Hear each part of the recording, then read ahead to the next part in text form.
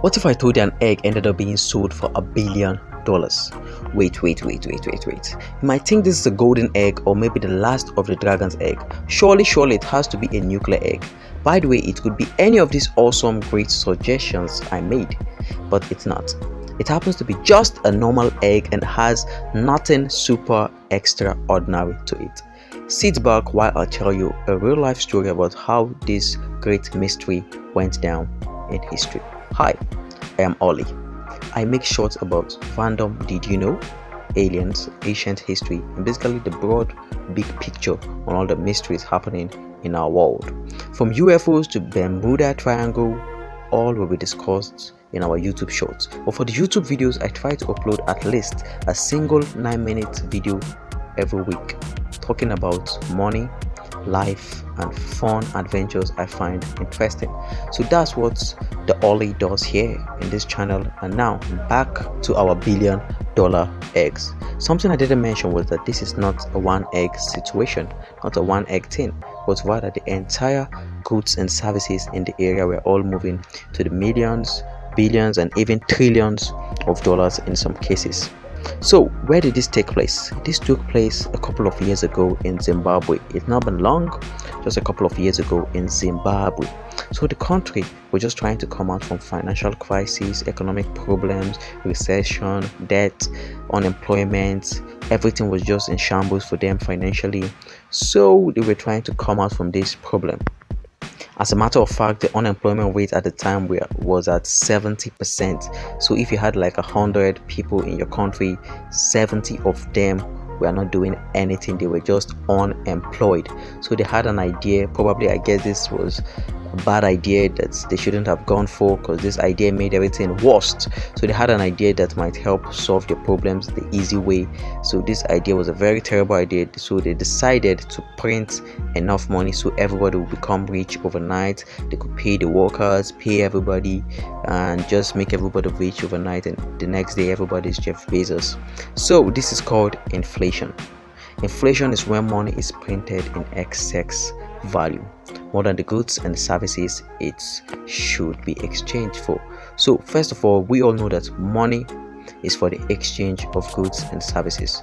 Money can't feed you. You can't eat money. You can't ride on top of money. You can't really bait with money. You gotta buy a soap with it. So money is solely for the purpose of exchange for goods and services. So the normal way to print money is to ensure that the amount of money printed should be equal to the goods and services it should be exchanged for. So they should always print money at the same value with the amount of goods and services in that country, in order to keep it in proper circulation and keep the value of the money.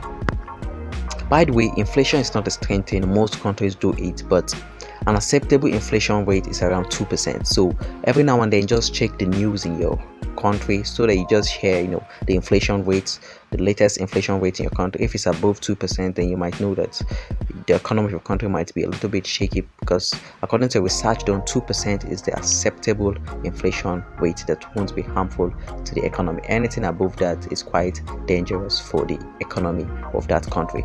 But now guess what? Remember, 2%, okay, the inflation is quite okay. But in Zimbabwe at the time, the inflation rate was increasing by 79.6 billion% every month. Now, if 2% is just fine, then 79.6%, you fill in the blank. So the printed single note of billions, trillions, hundreds of trillions just had everybody feeling like Jeff Bezos. It worked at first, when they used it to pay the government workers, pay everybody, and everybody was just feeling fine.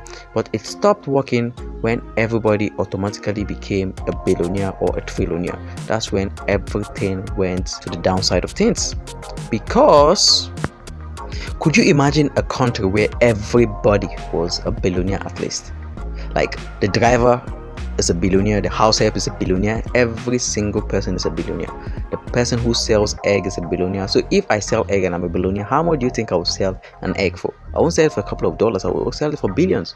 So when you go into a bus and the driver is a billionaire, you definitely know what you'll be charged. So everybody was billionaires, trillionaires, and all Jeff Bezos and Elon Musk's in the country. But the value of their money dropped drastically. Because here's the thing, the money had little to no value, because if you exchange that their hundreds and trillions of billions to the United States dollars, like 10 billion of their Zimbabwe dollars at the time will be exchanged for like 45 cents in United States dollars. So these guys are in deep trouble. But they had the money, the paper on their hand, everybody feeling big, everybody feeling okay. Till all this led to a very scary concept you don't want in your country. It is called poverty billionaires.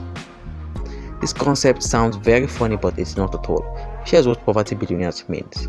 Poverty billionaire is when you are rich monetarily, you have the paper, you have the cash, sorry for that, you have the paper, you have the cash, but you can't really afford anything. So these guys had trillions of dollars in the bank, trillions of dollars in the house, money was everywhere, but they really can't buy anything because the prices of things were inside the sky, because everything was so expensive that even with your $1 trillion you can't even send your child to school. You can't even buy a chicken with $100 trillion. People are even struggling to survive, and you have $1 trillion.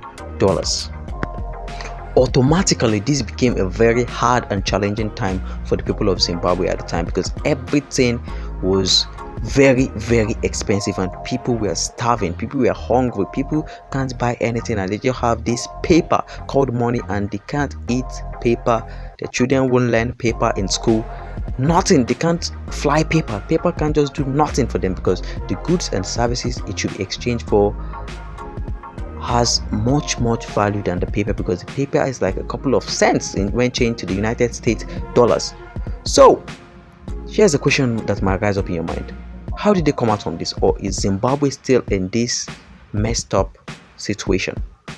Of course they have come out from it, because they had to adopt a new form, new innovative ideas on how to come out from this, because their Zimbabwe dollars has little to no value. So they adapted other currencies such as the USD and some other currencies to help stabilize their economy. With time, as time passed by, everything started going back to normal, and that's how they successfully came out from this great, I'm gonna call it financial depression, because when you have $1 billion in the bank and you really can't do anything with it, I call that financial depression. And the financial term for this is called hyperinflation, but for me I'll call it hyperinflation. So now the final part: how should they have solved the problem in the first place? It's simple.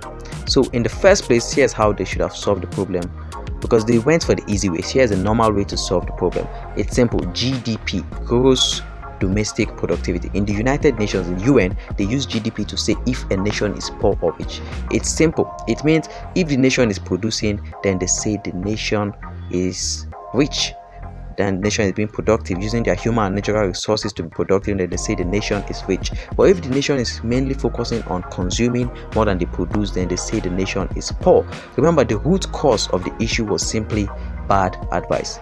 They just needed some good ideas on how to use what they had innovatively to be productive. That's what they just needed, not trying to find the easy way out of their financial and economic problems. And listen, please, I'm not an expert, I'm not a financial advisor whatsoever. I just give my opinion on the matter, and that's it. So I hope you did enjoy this video. I hope you found it interesting and the concept was fine for you. Enjoy the rest of your day and stay happy. Peace. Love you.